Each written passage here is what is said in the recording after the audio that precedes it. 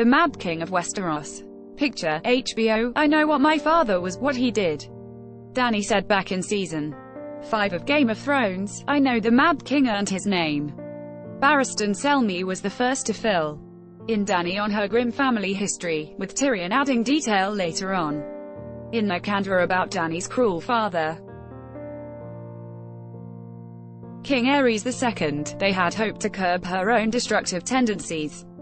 But none of Dany's advisors revealed to her just how intertwined the Lannisters were with her father's story, and how much their friendship and falling out shaped the Mad King's reign. In other words, when Jaime stood before her in Sunday's episode, his life potentially in the balance, he might have done well to fill her in on the details. Tywin Lannister, a royal page in his youth, became close friends with Aerys Targaryen long before he was crowned king, and he was a natural choice for Hand of the King after Aerys' coronation, a post he held for nearly 20 years. But the two men's friendship also contained elements of rivalry. Aerys lusted after Joanna Lannister, Tywin's cousin and wife, and his lewd comments soured his relationship with Tywin. Aerys became increasingly paranoid about his difficulty having children with his sister and wife, Queen Rhaella, who had a series of miscarriages and stillbirths.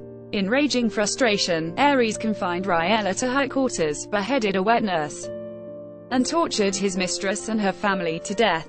At the same time, Tywin was doing a fine job managing the realm, and he began getting public recognition for it, a development that served only to fuel Aerys' paranoia.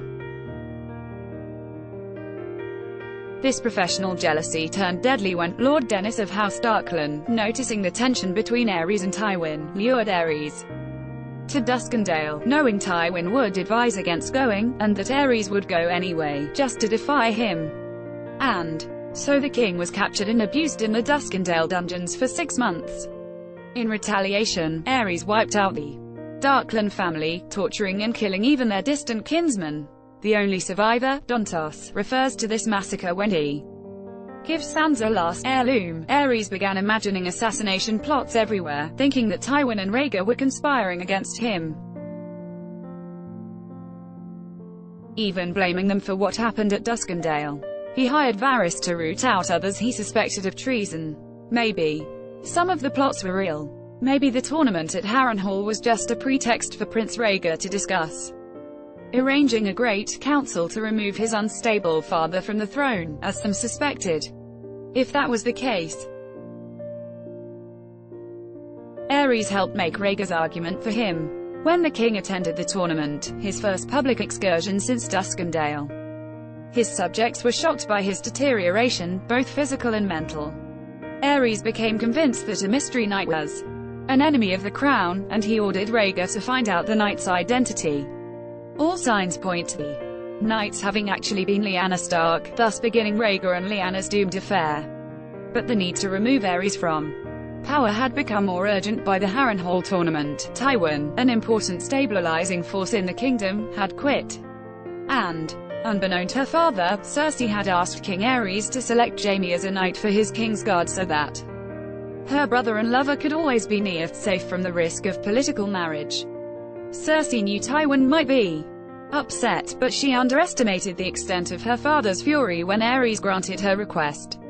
Tywin interpreted Aerys' selection as a way for the king to deprive him of his heir and hold a hostage against his loyalty, and this was the final straw. He resigned the handship and returned with Cersei to Casterly Rock, thwarting her plan. He kept trying to persuade Jaime to quit the Kingsguard ever after, deeming the position no more than a glorified bodyguard. This was the volatile environment Brandon Stark entered when he journeyed to King's Landing to demand that Rhaegar release Lyanna.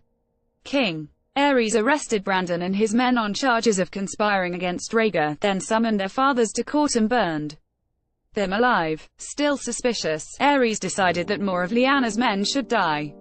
He ordered Lord Jon Arryn to execute both of his wards, Lyanna's other brother, Ned, and her betrothed, Robert Baratheon.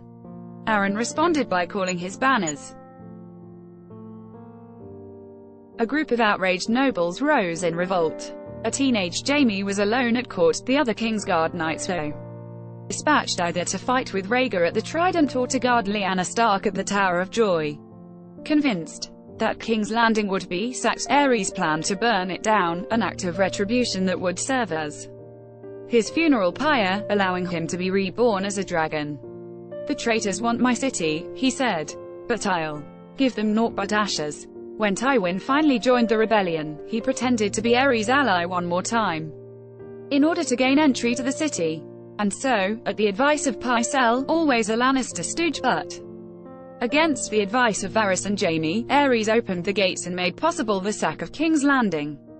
Jaime begged the king to listen to reason, surrender to his father, save lives. But Aerys would not yield. Instead, he commanded Jaime to bring him Tywin's head.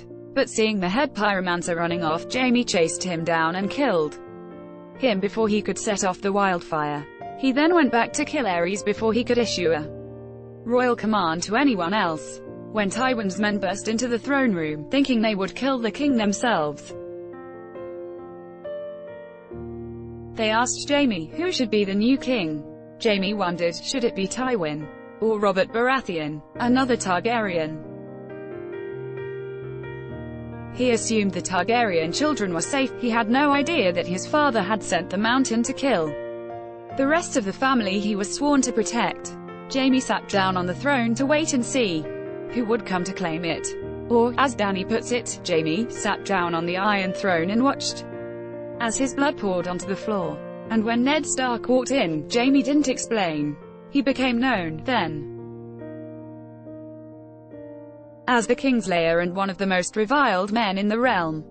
All he had done was try to save it from a man who tried to burn its entire capital, and everyone in it, to the ground. New York Times. Where to watch Game of Thrones? Let's block ads.